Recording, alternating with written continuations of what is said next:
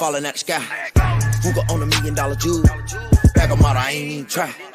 Walk by, smell like money. Dope shake up on a fresh like first Sunday. Outfit 2,500 in my cell phone, jumping on my trap, hot bugging. Came from the bottom, got it at the mud, don't act like you ain't see this coming.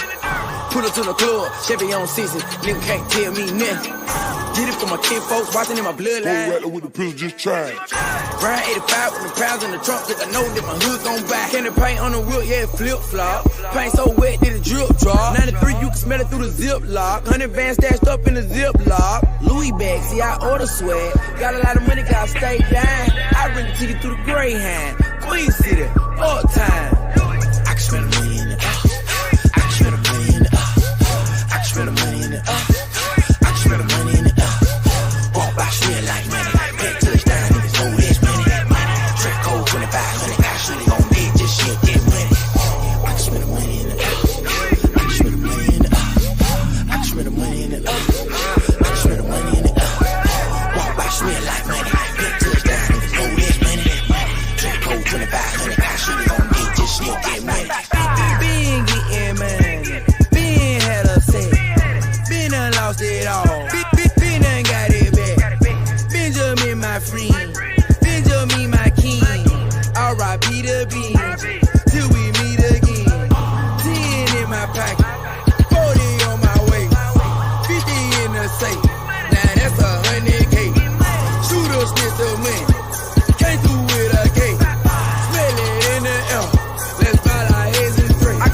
coming rocks chunk, dawg. Stats house kitchen all funk, dawg. They don't understand that I blend for this. Waited for it came when I least expected it. 93, straight gas. Drinking lean on my Texas shit. My young hitters don't play fair. I can smell the money out in the air.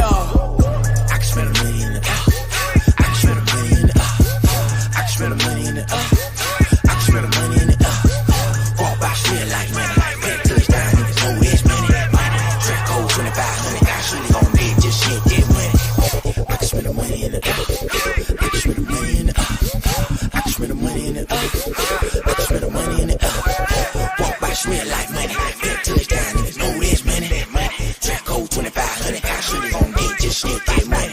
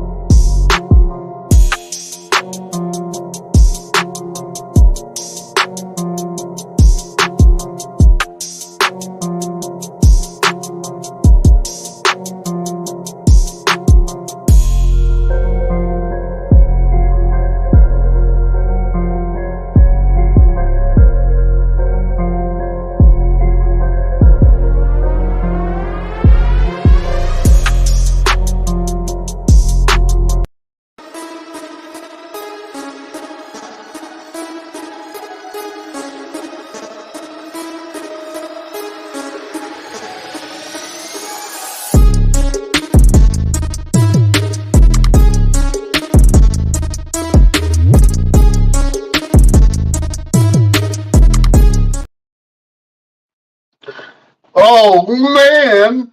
Well. Beautiful people, best damn nation. It is Wednesday, and you know what time it is. It is the Best Damn Wrestling Podcast. I am your humble host, Brian Renegade, and with me, I have the best damn crew. First of all, this man could either be a thug or a superhero, depending on the time of day and night. He is the green-eyed bandit, the king of grapple.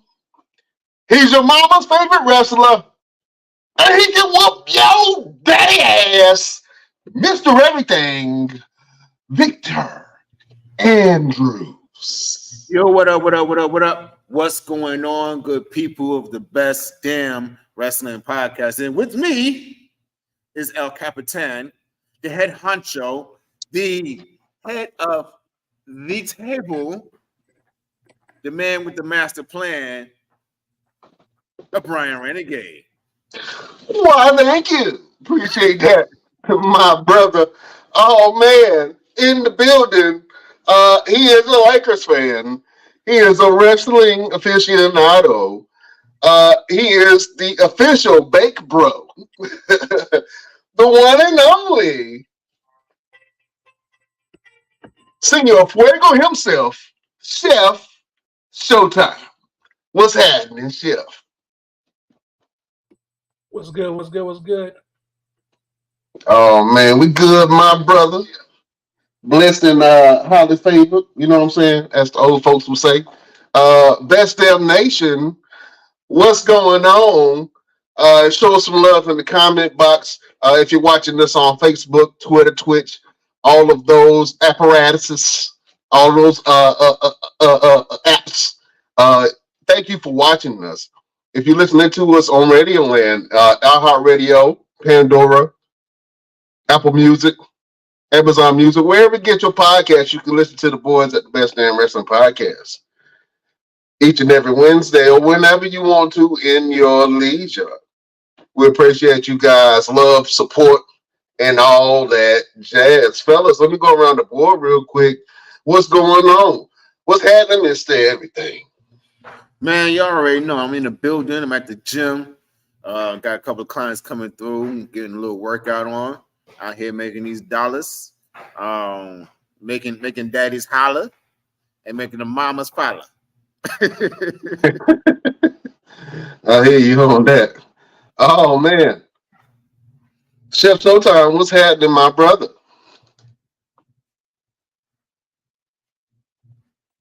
Same old, working hard, trying to get this money.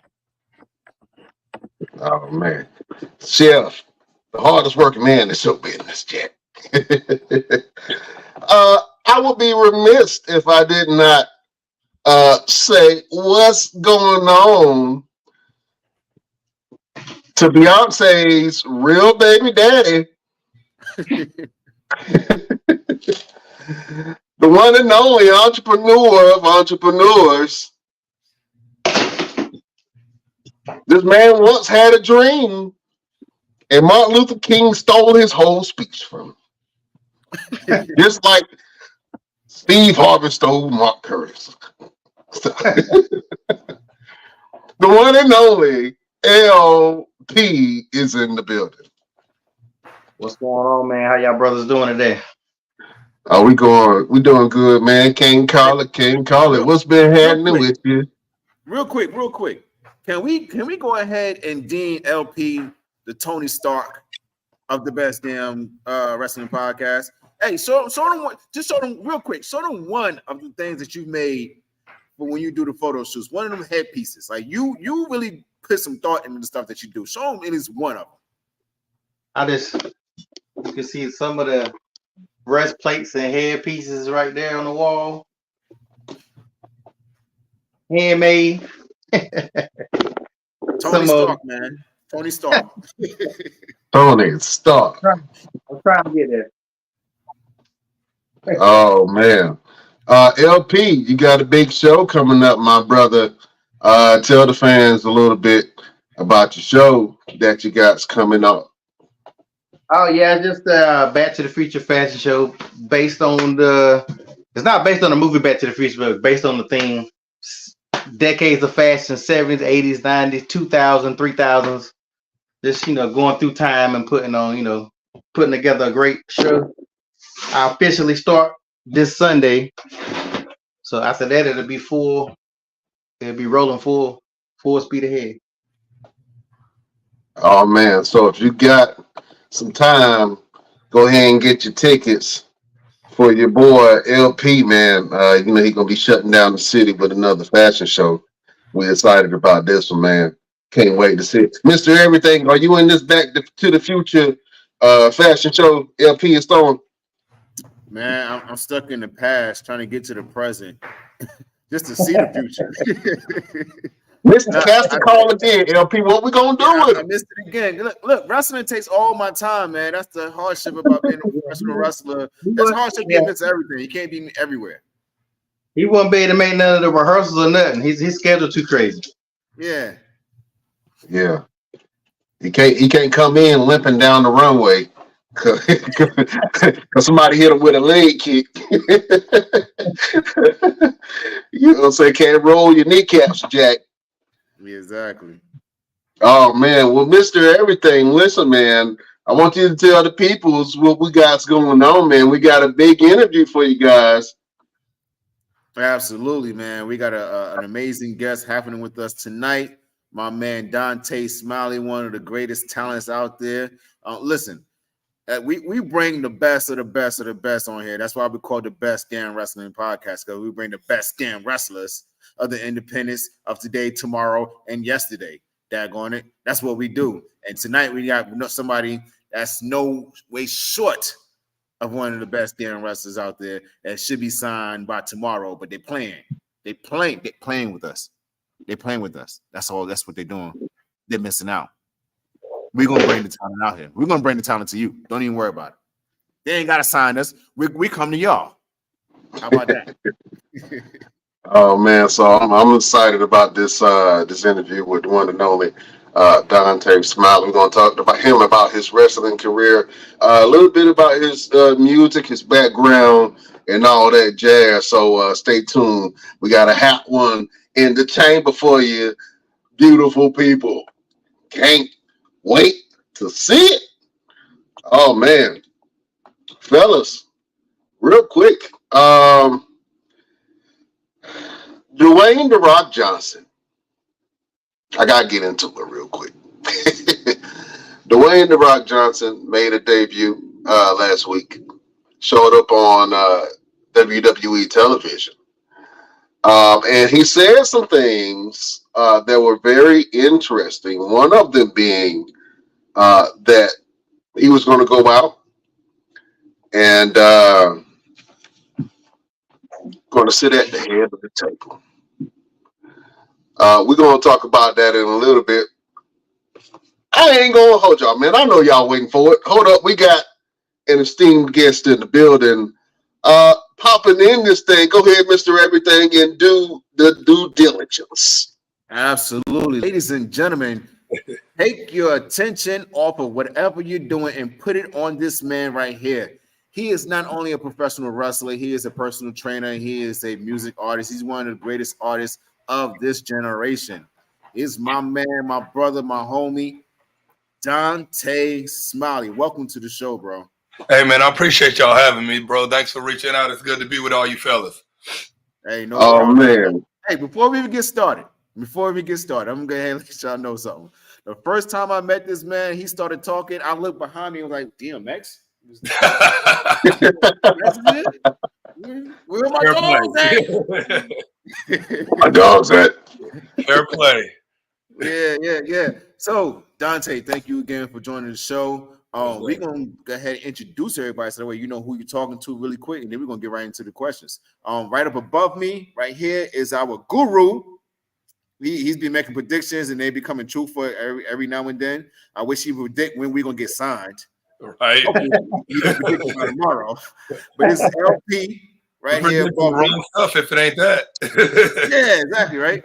Right above him, we got our chef of the chefs, of all the chefs, who can cook you anything from a biscuit to a brisket.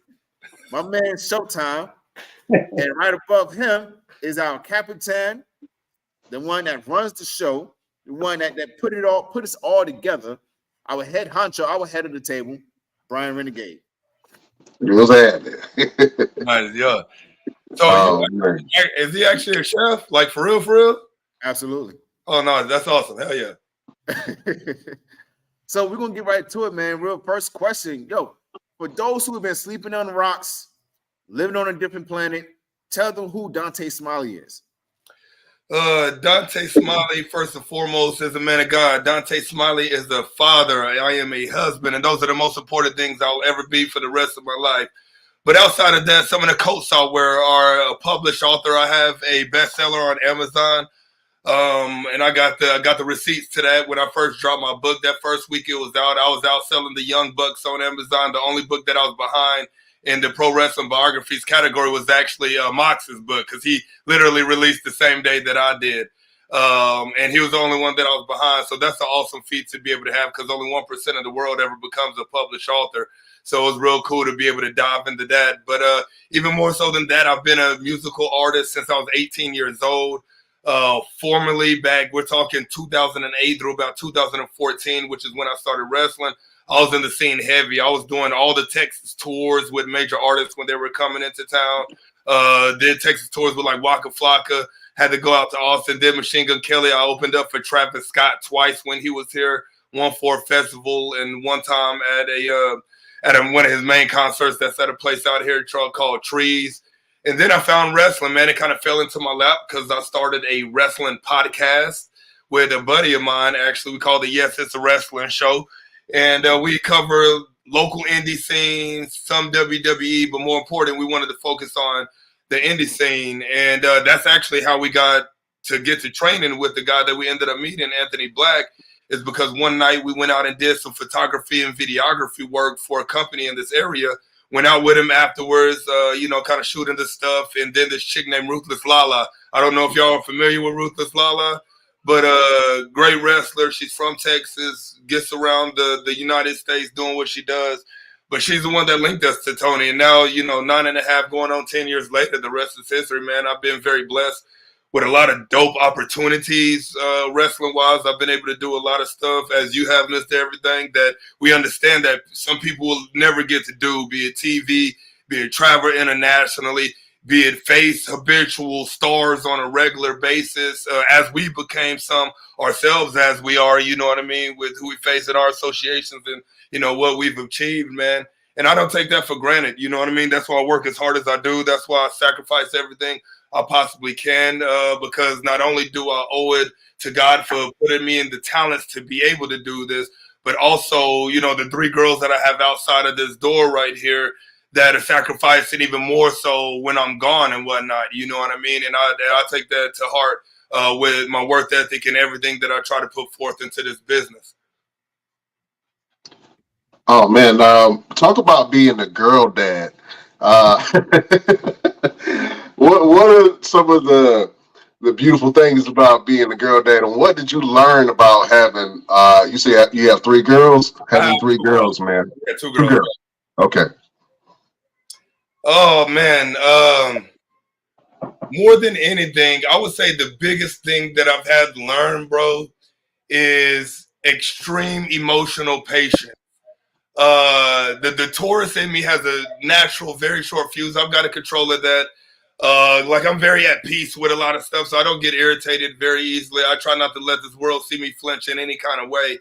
But I will say the extreme patience, because you realize that, especially once you have multiple, right? Like one, not too bad, but when you start having 2, and then you start seeing yourself in them, so to speak, and seeing your significant other in them, right? It's you versus you a lot of the time, and you got to talk to them a certain kind of way, because 1, they're not adults, so you can't talk to them like an adult, you know what I mean? And 2, that emotional bandwidth that they have as they're going through some of this life processes and learning experiences are the first time.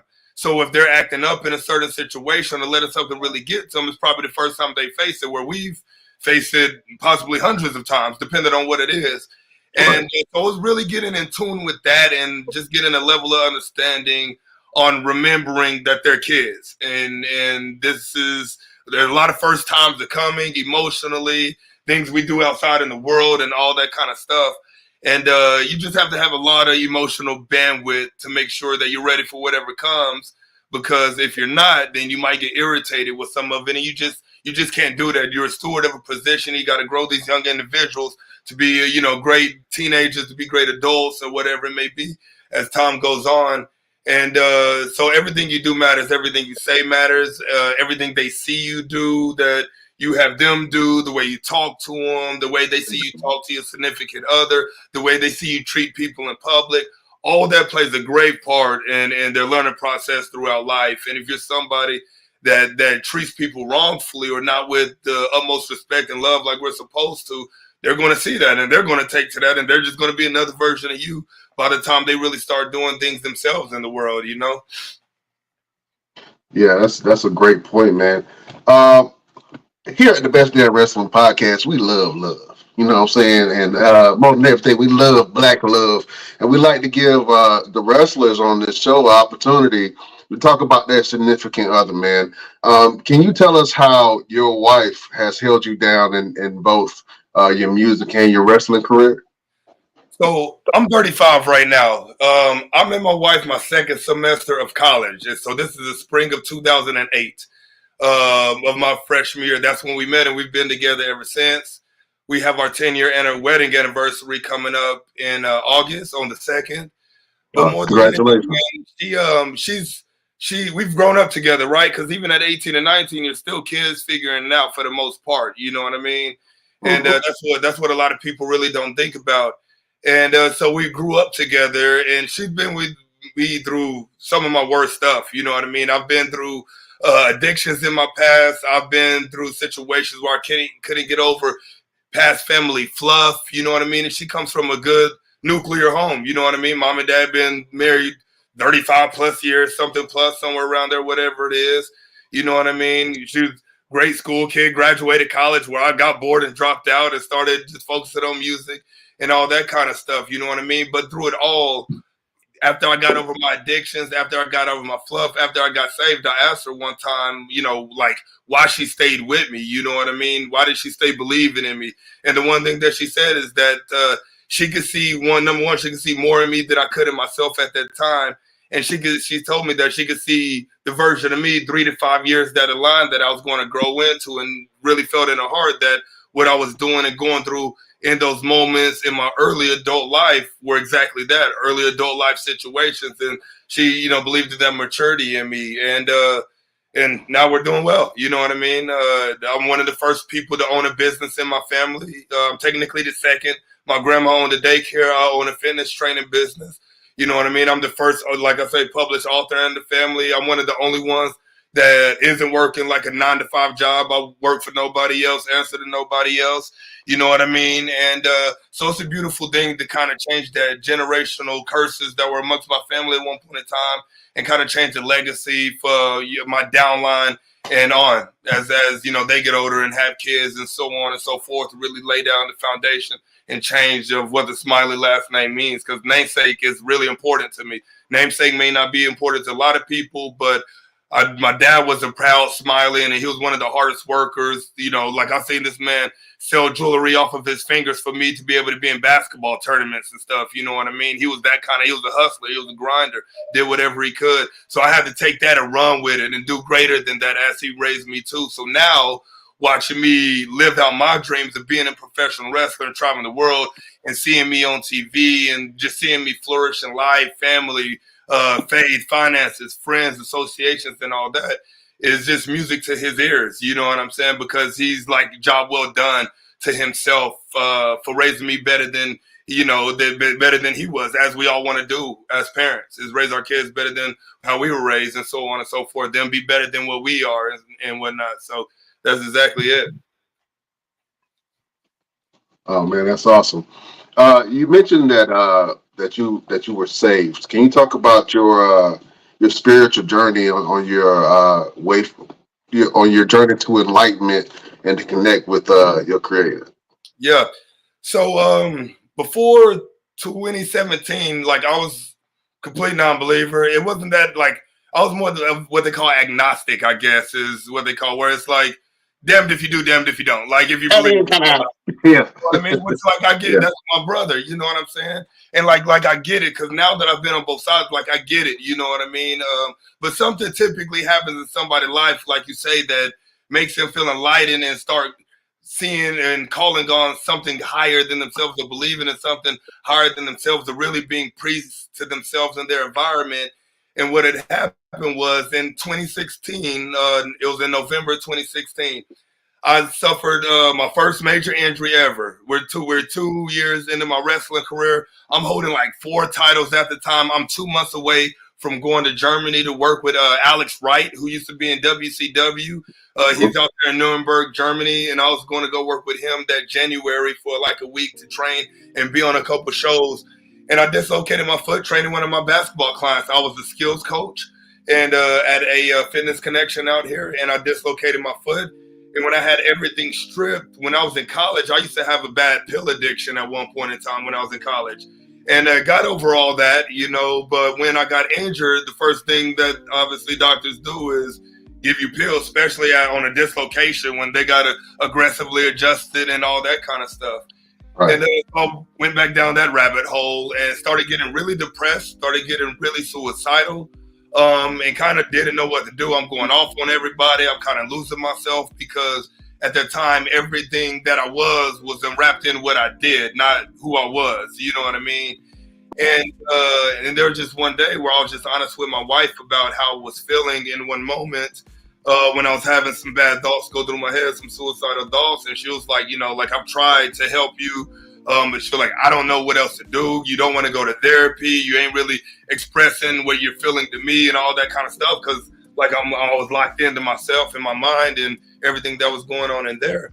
And I had a client named Ali Makahi, and that I trained in fitness. And every week she would give me a church invite card. I never went for years. Like I had this lady train me for 2.5 years, never went. She habitually gave me one of those invite cards every week. And I'm a person that like the cards, I typically didn't keep them, but for whatever reason, this day there was one that was still in my wallet. So after I talked to my wife, I went to my wallet, I saw that card in there. And it was kind of like a last ditch effort to find something, you know what I mean? Because I didn't know what else to do, you know? And so that following Sunday, we went to the church that we went to, which is Elevate Life Church out here in Frisco, Texas. And ever since then, I haven't stopped going. If I'm within 8 hours on an event on a Saturday, I'll drive back overnight just to make sure that I'm in church on that Sunday morning. You know what I mean? I've become a big part because I never want to go back to that feeling that I had before. You know what I mean? So I just try to stay real intentional and stay real in the thick of it as far as my involvement in church, because I do 100% believe that me giving my life and getting saved in this, in Christ and all that, saved my life. You know what I mean? Like, I know it's kind of cliche because that's what every, Christian, Jesus believer says. But I mean, it's a God, the honest truth, because I was on a very, very dark and bad path and had a cloud over my head up until that point. And the moment I walked into that church, I felt a relief like I never felt before. And I made sure that I didn't ignore that key that I got at that moment, that download that I got in that moment. And I stayed true ever since.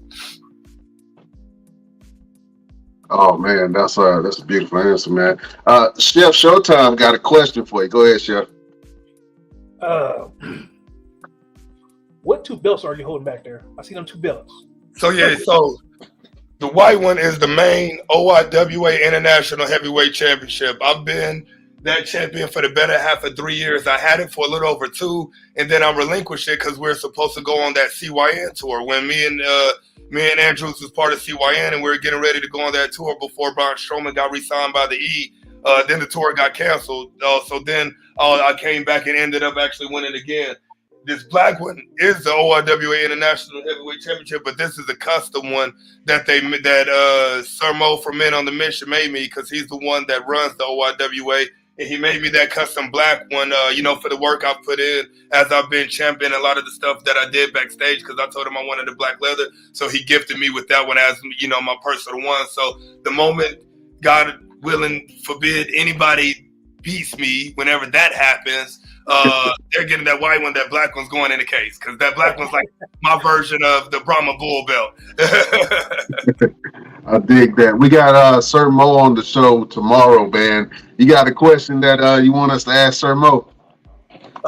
Ask Sir Mo, who is the one wrestler that he thinks is the most looked over currently on the independent scene? Okay. All right, that's a good question. Yes. Myself and a lot of others that he has brought in, that I face, that he's got relationships with, and I'll be interested to see who he says. Will you be mad if he doesn't say your name? Not at all. There's a lot of good wrestlers. I'm not interested. There's a lot of good wrestlers out there. You know what I mean? But I want to, because he's probably 100% gonna say me. I'll be surprised if he doesn't. But it's his reason why, because he's a very intricate person and pays attention to a lot of detail in the game, right? It's not just the wrestlers, but the game of wrestling, from promoters to how, and stories that he hears when people go to the AEW or NWA or WWE, and what people go through to be able to get there, or what people barely go through to be able to get in some of these spots as well. You know what I mean? And whatnot. So, and he has a very good mind for that kind of stuff, and has very good opinions about that kind of stuff. So if he's on tomorrow, I would definitely look at really picking his brain on the game of wrestling, bro, because he loves sharing it. And the thing is, you'll get honest answers. You ain't gonna get no fabricated, sugarcoated. I'm not trying to break the internet type answer. He's gonna keep it real with you, as I will. You know what I mean? Yeah. Oh man, that's a good one. Oh man, I gotta go to the resident. Go ahead, Chef Showtime. I have one more question. If you get to pick one dream match from the past or present, who would you face? One dream match from the past to present? Man, I think because my most influential, bro, is Randy Orton, bro. I mean, Randy Orton, Like everything about him, right? He doesn't miss. If he ain't injured, he ain't missing. You know what I'm saying? You can't really tell me a bad match that he's had, to be honest, in a very, very long time for the most part. But he's also been one of my favorites for a very long time. Obviously, I'm an Attitude Era kid. Like I said, I was born in '88, so the mid '90s, late '90s is really when I was deep into wrestling. All the figures, all the shirts, every Monday Night Raw, and so The Rock is very influential, obviously, as well, and one of my favorites. But more than anything, bro, I would be able to die a happy death, being able to face Randy Orton at least one time. You know what I mean? And the crazy thing about it, those kind of matches aren't far-fetched. You know what I'm saying? They're not. You know what I'm saying? The thing is, right place, right time, so the right things can happen. So you just stay grinding and whatnot, and I stay believing, and I'm going to just always stay doing the work, because that's the one thing I can't control is my effort, the emailing, the showing up, the presentation, keeping myself in shape, keeping myself healthy, and making sure every time I step in that ring, I'm putting on a high-quality match. You know what I mean? Because as it goes, you know, you're only as good as your last match was, so you have to perform every single time that you're out there and put on a top match as best as possible for whatever that story is calling for. Oh man. Go to the villain of the Best Damn Wrestling Podcast, LP. I want to ask, like, what you've been saved in religious, does that ever affect like storylines that you have to do, or do you ever be like, I don't want to do that because of this or that, or do you keep it separate? How do you go about that? Yes. So funny story. It has, and I've denied storylines. I've denied certain like promo type pitches and stuff like that a multitude of times. Mainly it's been because more so not on the sides of really that, but I remember one time I was pitched to do this like chick approaching me type scene, and you know the camera's kind of like catching me with her at a bar, you know, that kind of thing. You know what I mean? It was something like that. I can't remember because it was like 4 or 5 years ago. About 4 years ago when I was pitched it. So we're talking 2020, 2019. But it was something of the sort where they wanted me to seem like I was having relations with a woman for storyline purposes, and you know, Macho Man Hulk Hogan and you know Miss Elizabeth type stuff. And I completely did not want to do that, because I'm married and that's not a thing. Real life ain't no gimmick to me. You know what I'm saying? And people know I'm married. I'm happily married. And so I wasn't going to disrespect my wife by doing something like that, because I feel like that's what stuff like that will be doing. And there's no way that I was remotely going to do that and have anybody remotely thinking anything of any sort, one little bit about that kind of stuff when it comes to me. My integrity is way more important than a little promo pitch that's going to get maybe 10,000 views. You know what I'm saying? It's like that stuff ain't worth it. No, so yeah, I'm 100%. But anytime I've had like 2 situations like that, but that's about the extent of me denying a storyline based off of something that is in my private, personal life.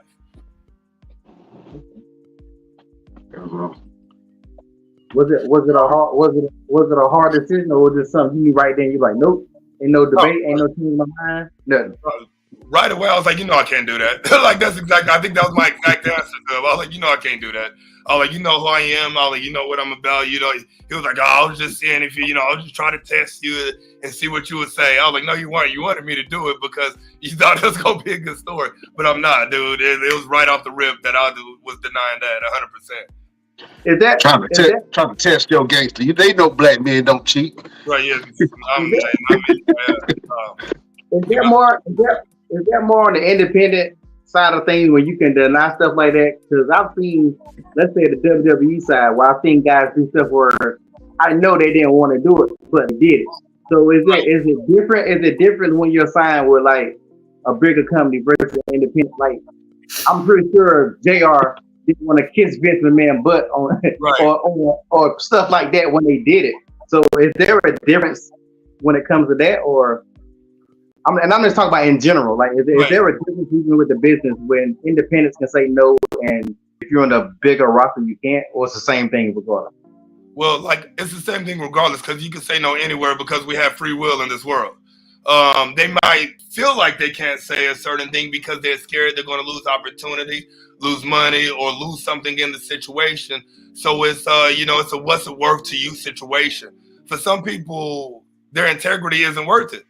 You know what I'm saying? Because life is bigger than all this, right? Like the grand scheme of life is bigger than anything that happens in professional wrestling. We have to remember that. And because you got to answer to people, you know what I'm saying? So back in the day, it was a lot more people willing to bend over backwards. And this is based off stories that I've heard on how the game worked, where people were willing to risk it for the biscuit to get that elbow rub or get that push. But nowadays, I feel like even at the majors, they respect game a lot more when it comes to what happens in people's personal life, because they have to, because social media exists now. So everybody sees who people are married to, even if they're not married to another wrestler. They see the wife, they see the kids, they see this person, you know, playing Barbies. You know, Tommaso Ciampa posts his daughters all the time, and he's in there getting his nails painted and playing with his Barbies with his daughter and that kind of stuff. You know what I'm saying? So I think it's easier and more well respected to be like, you know, I'm not gonna do that, and it'd be like, okay, rather than back in the day when I don't think it used to be so much like that, right? Because once again, with social media, you can't hide from anything. WWE pulled that curtain back when they had that NXT show that they had way back in the Breaking Ground or something like that, if I remember what it was called. And so that's when the curtain really got pulled back on this business, right? Because they were doing all the behind scenes stuff and building up matches and all of that. And so ever since then, everybody's been like, all right, you know, screw it, kayfabe what? Yeah, ever since then, and it just deploying whoever they genuinely are all over social medias and not really sticking to the gimmick on social media as well. Okay. Oh man, what's the biggest lesson that you learned since becoming champion? Ooh, the biggest lesson I would say that I've learned being champion would be not everybody that seems happy for you is happy for you. That's good. What are you preaching today? Well, like, because here's the thing, right? At every single company, there is one top spot. One. At every company, there's a top spot. In the OIWA organization that has multiple companies under it, we got like four or five companies under the OIWA umbrella. So this title is the number one title of the organization. So I'm the champion of all the champions when it comes to the organization. And that's the foundation, right? But then at SOAR, you got the SOAR heavyweight champion. At CKW, you got the CKW heavyweight champion. At SCW, you got the SCW heavyweight champion. So them at their promotions is the number one spot. And there's still only one for that said company. Not the organization, but there is for the organization, but for that said company. There's only one women's title in the organization. So there's only one woman's spot. There's only one top spot for the tag teams. So you know what I'm saying? So people would be idiotic, to be honest, to not be somewhat of like, damn, I want that when it comes to that title. You know what I mean? Or at least to be in a match with me with that title, because I generate good social media presence and my videos get real good plays on YouTube and things like that. So you literally just get more eyes on them if that's the case. With the audience that I've been able to build for myself and that we've built as the organization as well, with everybody that's a part of it, from the people that just help set up as far as our students go, all the way to Sir Mo and Jason Maldonado that run the organization. And so, yeah, but there's been some people that I thought were close, and I've seen it through other situations where jealousy kind of happened between friends for no reason other than wearing emotions on sleeve and forgetting that it's not about them, and forgetting wrestling is a work at the end of the day. And like the Iron Claw said, people get chosen for positions based off whatever the promoter feels to be in said position, and they get to stay in that position for however long said promoter wants them to. You know what I mean? And it's all about value at the end of the day too. How much value do you bring overall, right? Can you be the guy? Can they send you to schools and do these talks if they need to? How's your social media presence? Do you present yourself as a professional? Do you show up to every show in sweats, or do you dress up to every show without being asked? You know what I'm saying? And that all the pieces, right, make up what it takes to be a top guy. And not everybody is fit for that, like they think they are, and not everybody is willing to change themselves to be fit for that position and would like to stay how they are and be in that position, and it just doesn't work like that overall at every company. You talked about your last name and leaving a legacy of respect for your last name. What does it mean to carry on that tradition of the Smiley name to you and your family? Well, it means a lot because the Smiley last name is one. So I'm from Oklahoma City, technically. That's where I was born. I've been in Texas since I was 3 years old. But I was born in Oklahoma City, and all my family from there. So all my upline from some part of Oklahoma. And the Smiley last name, as dope sounding as it is and as ear catching as it is, ain't worth shit, to be honest. Like in the past, like grandfather was hard worker, but like 9 to 5 was gone all the time. You know what I mean? And whatnot. My dad was a hard worker. His siblings, I have family members that were former prison, crack addicts. Like that was synonymous with the Smiley last name up until really my dad met my mom and kind of took him out of that at one point in time. Mind you, my parents ain't together anymore, but my dad meeting my mom kind of from the burbs area of Oklahoma, but she took my dad out of that environment to help change him. And then in turn, I saw my dad work hard, like I said, selling rings off his finger, chains off his neck to be able to pay $500 for me to be in a tournament down at UT that a college scouts are going to be at. You know what I mean? But I wanted to even do more than that. And so I wanted to be the first one to genuinely live life on my means, chasing something that I've always wanted to do. You know what I mean? Not do stuff because it's what I had to do to be able to provide, but provide being able to do whatever I want to do in my life with chasing this dream. And so that's what changing it is for me, man. And that's exactly what it is a legacy changer. And that's a conversation that my dad and I actually had recently. You know what I mean? I got Smiley tattooed like Jersey style on my back real big and like graffiti brick style. And because I like generally wanted to wear it on my back. You know what I mean? I'm proud of my last name. I was proud of what my dad did for me and my mom as well. You know what I mean? They split when I was like 4 or 5 years old. But both of them were very hardworking individuals. But I didn't want to be a 9 to 5 hardworking individual. I wanted to be able to show people that you could do more. You could be bigger than this. You can achieve your dreams. You don't have to succumb to this job just to be able to provide if you really want to go out there and get it. And I just put my head down and grind it from the music, flowing into wrestling, flowing into fitness, and just nonstop all go. You know what I mean? My schedule is crazy as far as everything, that I do throughout my life to, make up what Dontae Smiley does and how I provide for my family.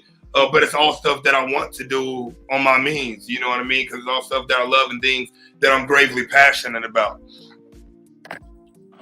Absolutely. We mentioned Sir Mo a little bit earlier, man. Do you believe that Sir Mo belongs in the WWE Hall of Fame? Belongs in the WWE Hall of Fame? I think he does. I think because Man and Mission, you got to remember, they were one of the top black tag teams of that time. That's what people forget. You know what I mean? Because everybody looks at Mabel all the time, which rightfully so, to do with ginormous, right? Like, so he stuck out like a sore thumb. Like every tag team kind of has, the guy that does the comeback and the guy that takes the heat. You know what I'm saying? That's stereotypically how it goes. And Mo was the heat taker. He'll get in there, do some fast stuff and take it. But Men on the Mission was a legendary tag team. You know what I'm saying? They faced Diesel. They faced Shawn Michaels. They faced all them all the cats people enamor over. You know what I'm saying? The only thing is, they were black during this time, if we're being completely honest. And those times were way different than now, and what, especially back then. You know what I'm saying? And so it was hard for him, man, because you had to walk on very, very, very, very thin glass to remotely get a corner piece of a chicken leg. You know what I'm saying? Or to get any. And so yeah, I would definitely say so, man, because Men on the Mission, they're one of the first rapping gimmicks of WWE. And how many rap gimmicks have they had since then? A lot. Men on the Mission did that. You know what I'm saying? and so Right. on and so forth. And so I think respect is due in that circumstance. You know what I mean? They had one tag team championship run, so it ain't like they had a lot. But just like any other sport, you don't need to win championships to be able to make the Hall of Fame. It's about influence and what you achieved with the time that you did in the times that you did. Right. I absolutely agree with you on that, man. Well, you just mentioned something about music, right? When did you first fall in love with music, and where did your musical influences come from?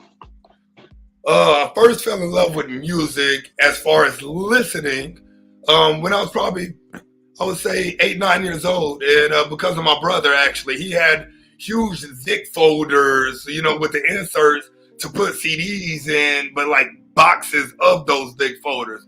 And I mean, my brother listened to everything from Marilyn Manson to Tupac to Shania Twain to Garth Brooks. He just loved music. He could play 4 or 5 instruments himself as well. Like, so he was very, very smart and had great sound and you know, genre love. He was definitely non-discriminatory when it came to the genres of music that he listened to.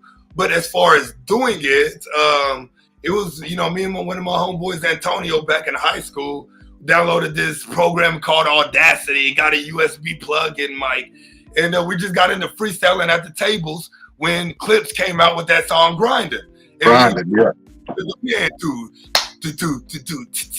you know what I'm saying? Doing it on the table. Mm-hmm. And so we used to freestyle with one of our coaches all the time.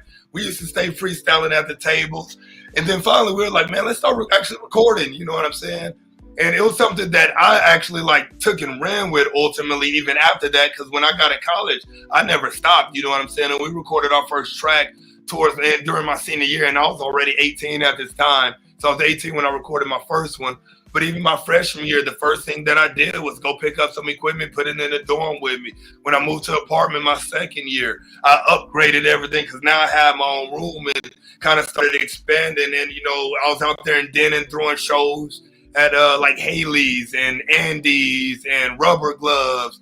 And really, I was one of the backpack rappers at the time when that was the thing to be said, because Denton was really split. You had like your like, I'm gonna call it spade a spade. The white boy rappers that were over here, so they were doing like, you know, the Beastie Boys style kind of rap, the boom bap type rap, and then you had the street rappers. Like, you go over there at a certain time if you know people, you know what I'm saying?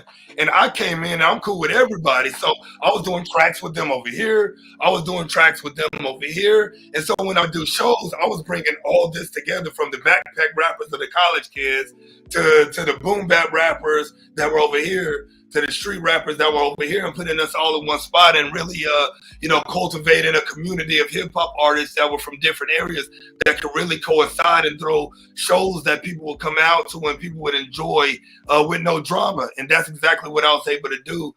And then I started getting a little bit more popular, performing South by Southwest out in Austin, which I don't know if y'all are familiar with South by Southwest, but it comes through Texas outside of also Austin city limits. But started being official artist for that like 3 years in a row. Like I say, when major artists were coming into town, I was opening up for them at the big venues out here. Travis Scott, Casey Veggies, Waka Flocka, a whole bunch of people that were out in this area. You know what I mean? It was real crazy. And then got into some stuff. I took meetings out in LA at one point in time and got out there, did some stuff I shouldn't have been doing out there drug-wise. And it was like from that moment on seeing how the entertainment business was and how people really like survive in it and what they get offered and the influences. There's a reason I haven't been back to LA ever since this point. You know what I'm saying? I had opportunities to, but I had this dark cloud that was over me. And that's when really weird, bad stuff kind of like started happening all around me, not to me, but around me. And I heeded that knowledge and kind of saw everything for what it was. And so then something happened at a show. A big fight broke out for the first time when I've been throwing shows for 7, 8 years at this point. And it literally in an instance took my love away from music for a good while. This is in 2014 when that happened. And so I stopped doing music from 2014 to 2017. I just wanted nothing to do with it after this situation happened. I wanted to remove myself from what I saw myself becoming, because I realized I needed to mature if that's what I wanted to be able to handle myself in that business and the influences that come along with it. Because I wasn't at that time, you know what I'm saying? I wasn't ready for that more success is really what it was. Like, I knew I wasn't ready for more success, or else I would have had it. And I'm glad it got noticed, and I didn't get it at that time, because I may not be alive right now, to be 100% honest, if that was the case. But I took those years off, and then I came back more matured, more life, and been hitting the ground running ever since. Anytime I still throw shows every now and then. I was in Austin earlier this year to do a festival and whatnot. I'm about to release an album actually next Friday. I'm going to be releasing the cover art, the track list, and a video this Friday on my social medias. Album dropping next Friday. Album titled It Is What It Is. Oh, I said what I said. I got an EP later dropping that It Is What It Is, but this one is I said what I said. And it's going to be a very in-your-face album. I'm calling a spade, and a lot of stuff that I say is very real world versus spiritual world, and the battle that really comes with that, with life influences, because we're human and we're all going to fall short of the stick. And I talk about that kind of stuff in some of the songs. And it's my best project, man. The dude that I had executive produce it, this guy named Trevor Lawson out here that's been in the music business for a long time and managed and EP'd a lot of artists. He's been around me for a long time, but this is the second time that we're actually working together. But he's heard probably 10 or 12 of the projects that I've dropped since I met him back in 2009. And he's like, this, if nothing comes of this, it might not happen type situation. You know what I mean? Because he was like, you got some stuff on this that should definitely get a lot of traction. So we just got to get it in the right hands, get some of these to the DJs, get some of them to some of the radios. It's not club music. I'm definitely a storytelling, very relational artist in how I speak and how I rap, and the influence I'm trying to make with my music. So it ain't going to be played in clubs and stuff like that, but radio DJs are definitely, want to get it to and get it on some of these Spotify playlists and stuff like that. That way, in blogs that are still out there that people post on and people go listen to. So I'm really excited about this release than I have been for the last few releases that I've released since being back. I don't know what you talking about, brother, man. You sent us a banger. And I got to play it for the people. You talking about it ain't gonna get played in clubs. You crazy. You can feel free to perform along with the song, because we love music, you know what I'm saying? We're gonna vibe along with you, my friend. You know what I'm saying? But I got to play a little snippet of this song that you gave us. Apex, man. I was listening to it. I was like, this is fire right here. So yeah, talking about so they ain't gonna get played in the club. Best damn action. I'm gonna let you be the judge of that. I'm gonna go ahead and play the track, man. Like I said, brother, you can feel free to perform to it if you want to. Sound good. It's time to run it up. It's time to run it up. It's time to run it up. If you wanna fight, let's go.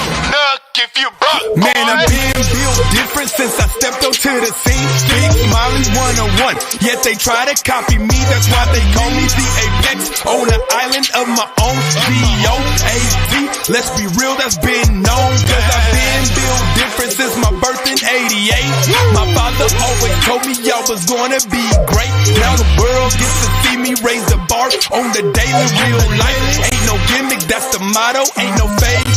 Last name ever, first name greatest. Born with the crown, that's why they call me the Apex. Winning so familiar, taking L's is foreign. I'm in this game forever. In 14 I got sworn in, 3 fingers raised. Now I ain't banging around the cities that I'm from. They the cities that made me.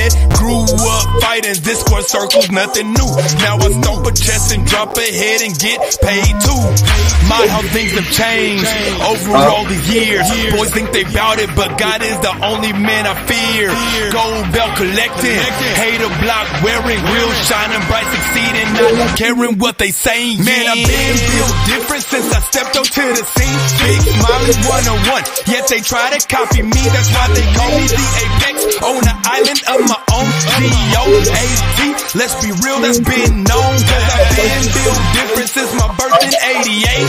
My father always told me I was gonna be great. Now the world gets to see me raise the bar on the daily, real life. Ain't no gimmick, that's the mind. Being different. Built different. Yeah. What you talk about? That's a flamer right there, boy. That was fun. One. So funny thing, right? As a wrestler throughout my career, I've never used non-original music outside of my own or some of my rap friends that I've known, obviously, since I've been in the game. I always either put them on or have one of my own tracks as my interest music. I never once in my career from day one have used any mainstream song as my interest music. Oh, that's awesome, man. That is awesome. You can walk down and be like, yeah, I made this. Download it on Spotify, iTunes. Right. Now, I've done a couple tracks from some other people as well, too. So it's been real cool that people wanted me to do that kind of stuff. Because I'll do, they don't call them jingles anymore, but pretty much jingles for businesses and stuff, maybe for their podcast or for a commercial they're doing and stuff like that. I've done like all that as the artist as well. So that's pretty cool too, to kind of have that as little side jobs and side quests to do, just for fun when people need it. So it's been dope, man. Blessed me with a lot. Man, we ever need one for the show, I'm calling you. Yeah, let me know. Definitely, bro. Let me know. I love it. I love it, man. Music was the first thing that I was like over the top passionate and gung-ho about. Music and wrestling, you know what I'm saying? But music was the first love. I loved basketball when I was playing it, and all that kind of stuff growing up, sports and whatnot. But as far as something where I was like, I could do this, I want to do this, and I want to do everything I can to do this, music has been that thing since I was 18 years old, you know what I mean? And like I say, outside of that 3 years, that's never gone away. I love doing it. I feel like music is one of the top means that you could touch almost every single person in this world, right? Because it's out there and it's going nowhere. We listen to music from 20s, 30s, 40s, 50s, 60s, 70s, 80s. It's timeless. And so it never gets lost in the shuffle of anything. And that's what I love about music, because it allows you to relate to individuals, man. There's nothing like even controlling a wrestling crowd is dope in itself, but it's dope in a different kind of way than standing in front of thousands of people rapping a song that's rapping it back to you, or you telling them to put their hands up and they put their hands up, and just seeing in unison everything happen and seeing relate and seeing people cry. And, oh man, it's wild, man. It's a whole different experience being a musical artist as a performer there than even as a wrestler. They both have different ways that they're very similar, but also very different when it comes to really connecting with a crowd and getting on the same wavelength with the people that are paying to watch you in those moments. Absolutely, man. I love how music really speaks to the character. How does your music speak to your character? It does, because that's what I say. I'm built different, you know what I mean? Especially with that song, because anytime I change, I'm gonna change my song with it. You know what I mean? If I'm changing gimmicks, and right now I'm in that built different mode. You know what I mean? And what I mean by that is I operate as a one of one, right? I don't get caught in what anybody else is doing. I could care less, because if I give that situation over there what they got going 10% of my attention, that's 10% less that I have to focus on me. And I think it takes a built different mindset to be able to do that.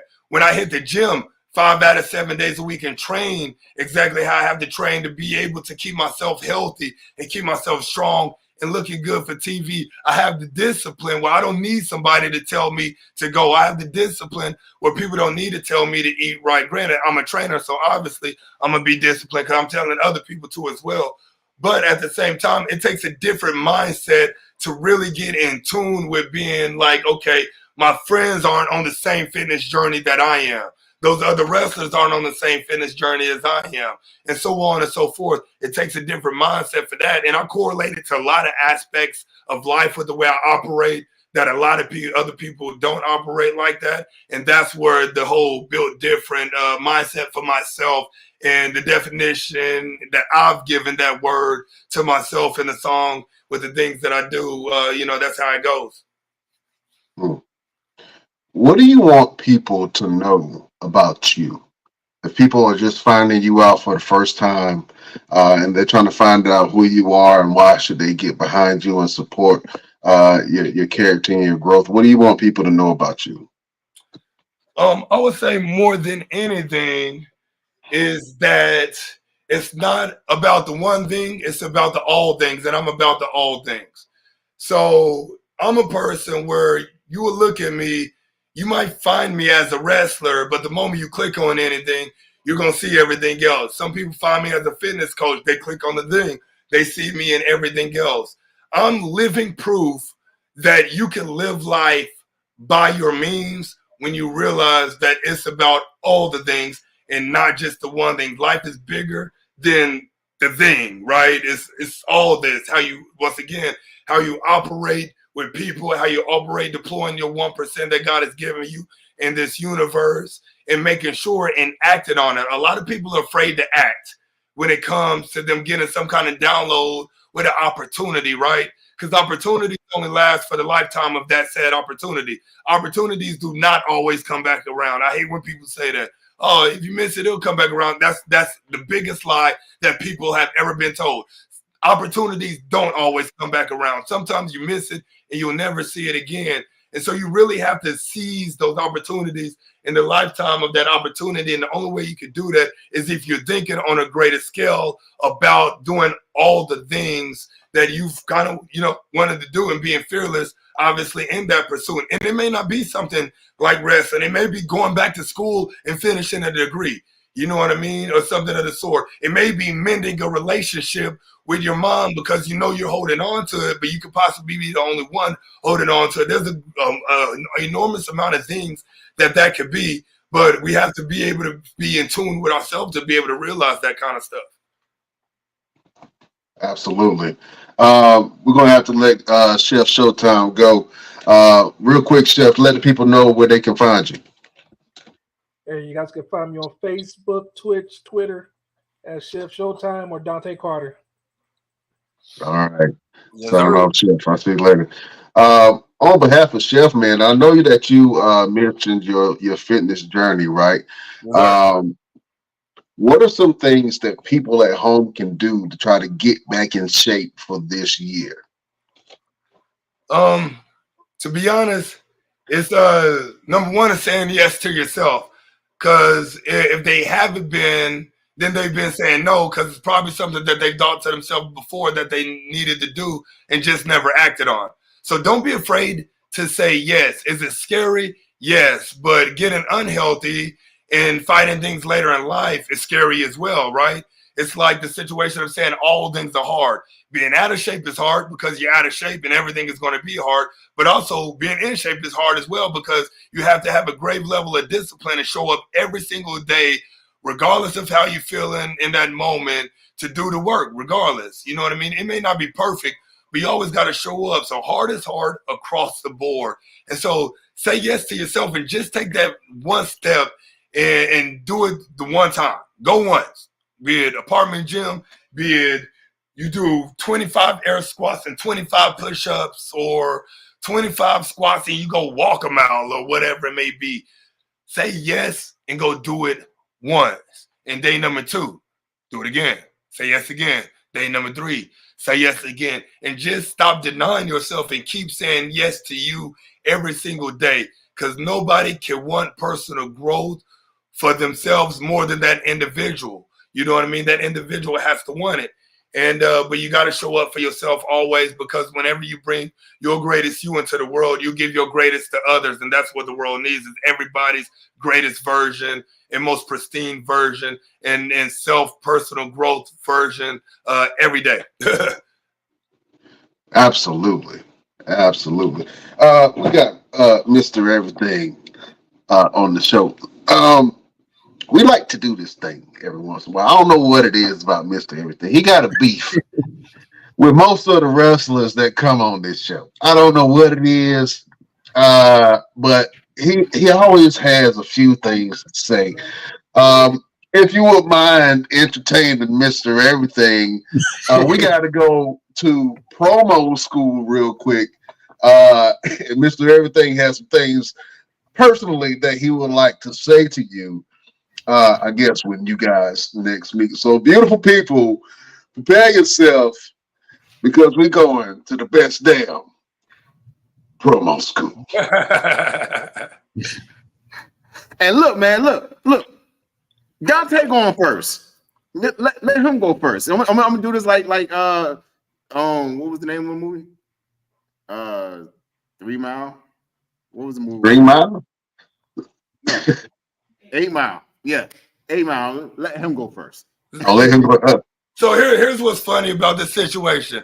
This man, Mr. Everything right here, can't even remember the movie that he's trying to say to make me go first. You know what? He's damn right. I should go first. You know why? Because I have those. Matter of fact, Mr. Everything knows, just like everybody else that has crossed primetime Dontae Smiley's path, that they have gone down, including him. Because over here is different. At the level that I'm at, is different. Everything I do is different because I can do everything everybody else can.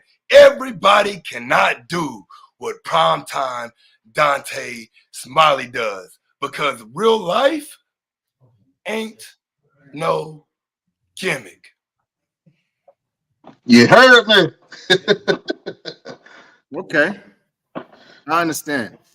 I understand that when you think that it's your time, you call yourself the prime time. And the thing about you, Dontae, is yes, you can do everything that you do, but you can't do everything that I do. Because that's why they call me Mr. Everything, because I'm capable of doing every and anything.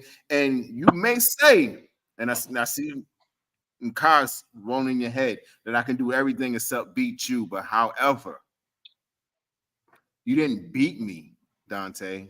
You stole a win. Like everybody else does that steps in the ring with Mr. Everything, they steal a win. They never beat me. They always steal a win. And that's fine and dandy because when we cross paths again, Dontae, I know exactly where your mindset is. I know what you are capable of. I know what you're willing to do. And I'm not going to waste any prime time to let you get that win again. Because when we step in the ring again, you're going to do one thing for me.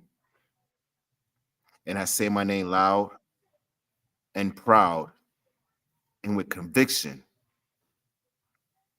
or you would keep my name out your mouth. That's promo school, ladies and gentlemen. hey, real talk. Man. Real quick. I've been connected with Sir Mo for a very long time. He came, he saw me at a show in North Carolina, and my son's mother went and spoke to him after my match, and he gave me this autographed picture of him and Big Daddy V. May you rest in peace. And on the back of it, he was like, "Your great match, wrestling Messiah, Black Jesus." And he has called me Black Jesus ever since. Even he does. When I was there, he was like, "Yo, that's Black Jesus." Like, don't nobody do nothing wrong because that's Black Jesus right there. Y'all gonna be in trouble. And I stayed in contact with him and I connected with him, and he connected me to Jason. And Jason invited me out to Arkansas. And of course, anybody that wants to get an opportunity in SOAR, OIWA, Chaotic Kingdom, Lit, wherever, you got to go through this man right here. You have to go through this man right here because he is the elite of the entire locker room, the entire company, the entire organization. And they put me through that test. They said, "Yo, we're going to put him in there with Dontae and see how he does." And from that moment on, it was like this. 100%. It was like this. And Jason has been in contact with me ever since, and they bring me back as much as possible. Yep. Sir Mo is bringing me down to Texas in June, and I'm excited. We got Germany, June 29th.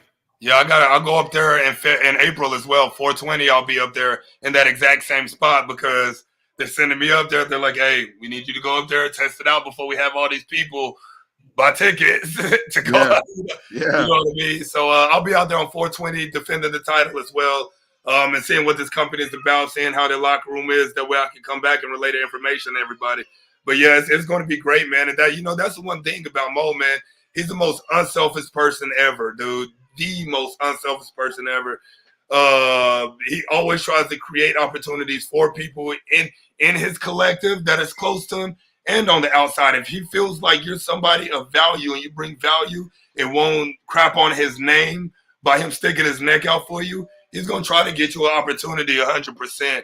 And there's a lot of people out there that talk big game and say they'll do stuff like that, but not really do it. Mo's all about action. He's very little about talk, all about action on making sure he puts the people that he believes in the most proper position for them to really either level up, take it to the next level, be viewed at a certain level or whatever it may be. And that is a rarity in this game these days. That is very big rarity in this game. But luckily, people like myself and people like Andrews, we got him on our side, you know what I mean? Because it's rare and it's special, and getting to do life with the locker room that we have. Because I take that serious, as he said. He knows that I'm big on locker room leadership. I'm big on locker room culture because I think there needs to be a certain atmosphere in a locker room for when these people like himself comes visit or whatever, they feel like family automatically. The greatest thing that I hate is going into a locker room and feel like I got to sit by myself like I'm some weirdo on a bus. You know what I'm saying? Because it happens at some companies, because people, not everywhere do they make you feel welcome. You know what I'm saying? But it don't matter who we bring it in, bro. I don't feel threatened by anybody. You come into the locker room, you automatically family me unless you don't want to be, which is totally fine. But we're going to invite you to everything. We're going to do the show. Everything's going to be good. Everybody have good matches. Then it's like, hey, we're going to eat over here afterwards. You want to come to the restaurant with us? You want to come over here with us? When are you leaving tomorrow? Do you want to go work out in the morning before you leave?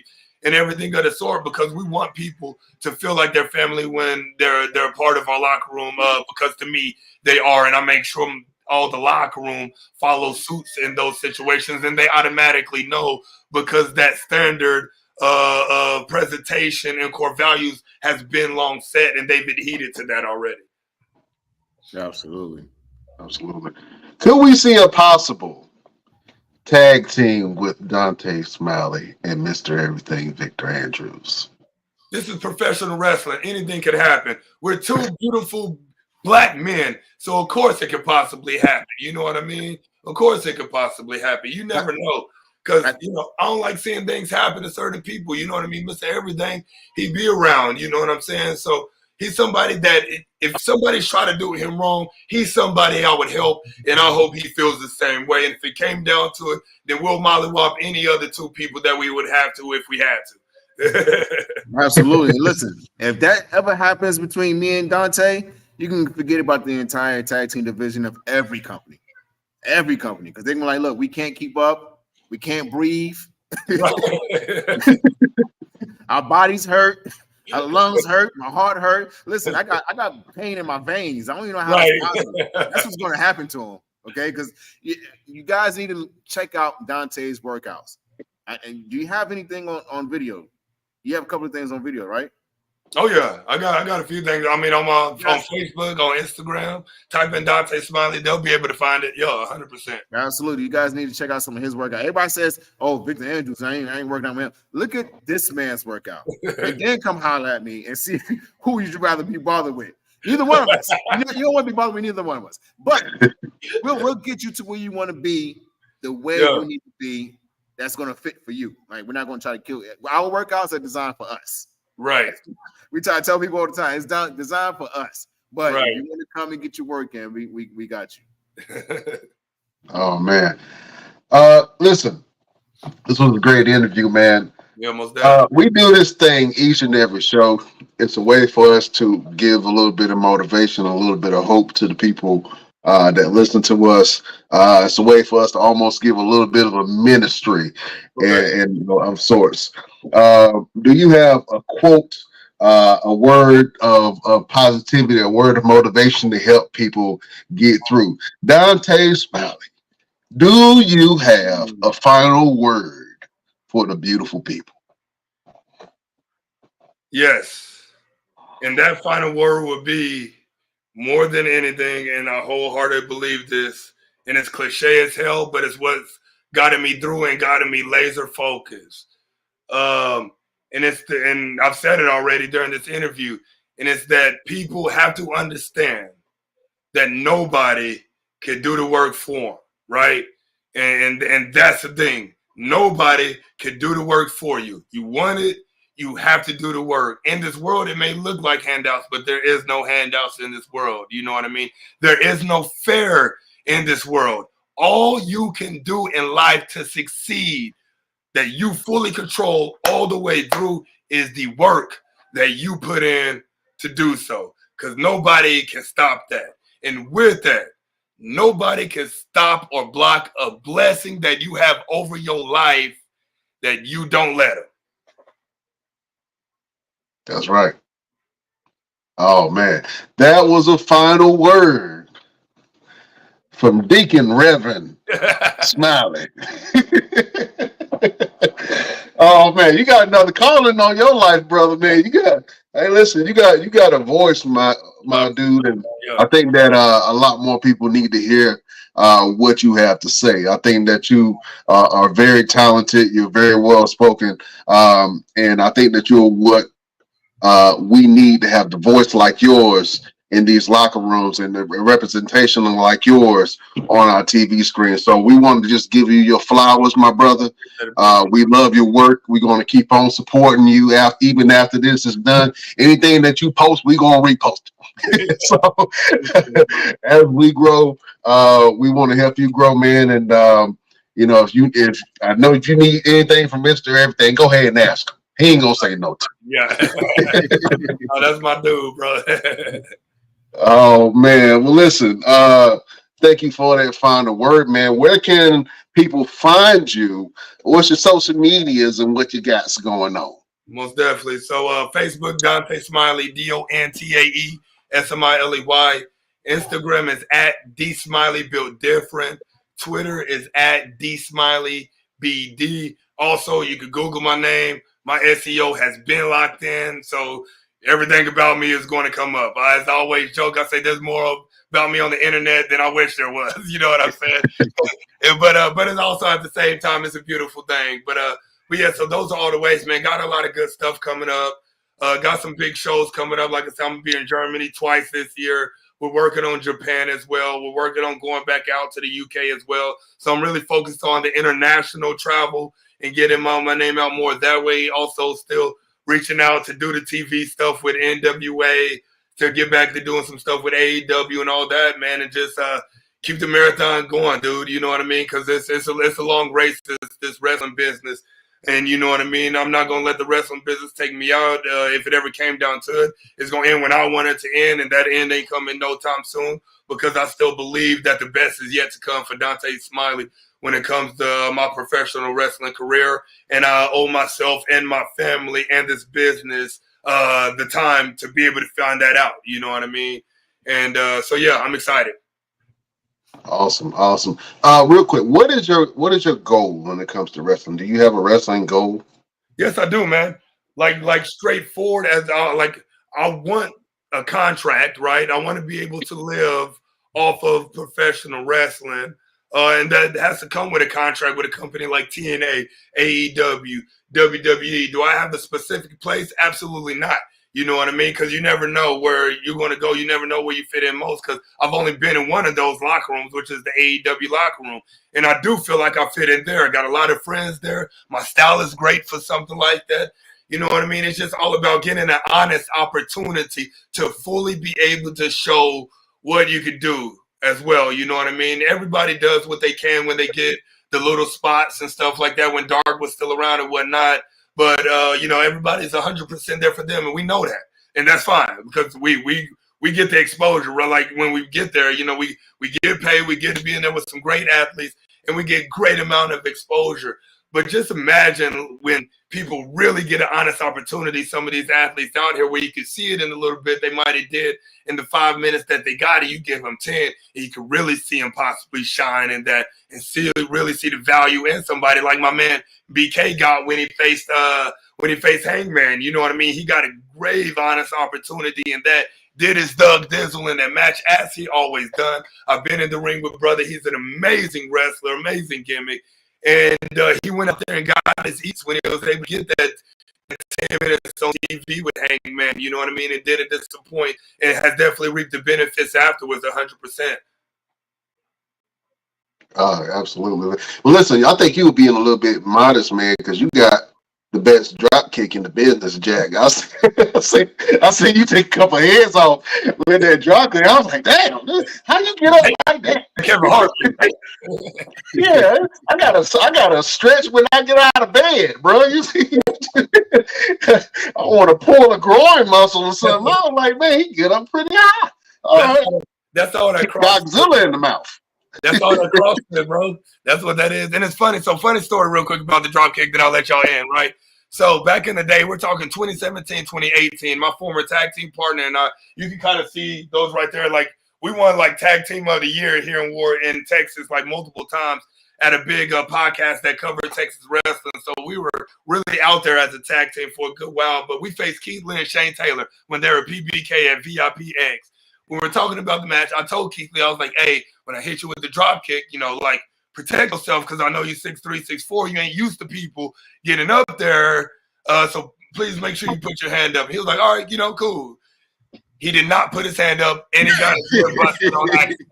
Right. I mean, I still got the picture right in the chops right there. 6'3", 6'4", leave, bro. I was like, oh shit. You know, he was like, no, it was my bad, dude. He was like, you told me. He was like, but then it was there. And I was like, damn. Like, you told me, but damn, I ain't know it like that. I almost kicked out my molar. Right. That's funny. Oh, that's awesome, man. Well, listen, we would love to see more from you, my brother. You are always welcome back on this podcast, man. You now a best damn alum of the show.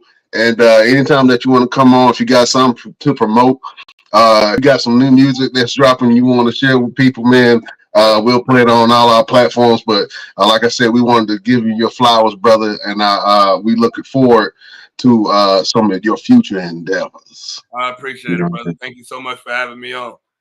Oh, of course. Anytime. Mr. Everything, I got to ask you, do you have a final word for your beautiful subjects? Absolutely. So last week, we took a final word from the movie Finding Nemo. This week, we're going to take a word from the movie Frozen. You're Disney kid, can't you, man, boys? Look, man. I got kids, okay? But I've been thinking about it for a while, and it is Grandpappy said that the brain can be easily changed, but the heart not so easily. So I want to say to the beautiful people, your mind can be easily changed, but your heart not so much. When you do something, put all your heart into it and stick with it. Don't let your mind take over your heart and change you or deter you or detour you or send you on a different path from what you want to do. You might sit there and say, oh, I don't think this is going to work. I don't think it's going to come to fruition. I think it's taking too long. But if you really want that, if you really feel it deep in your heart, let your heart guide you and let your mind change to what your heart says, not the other way around. That's a word. Yo. That's a word, Jack. That's a beautiful word. This is why they call me Mr. Everything.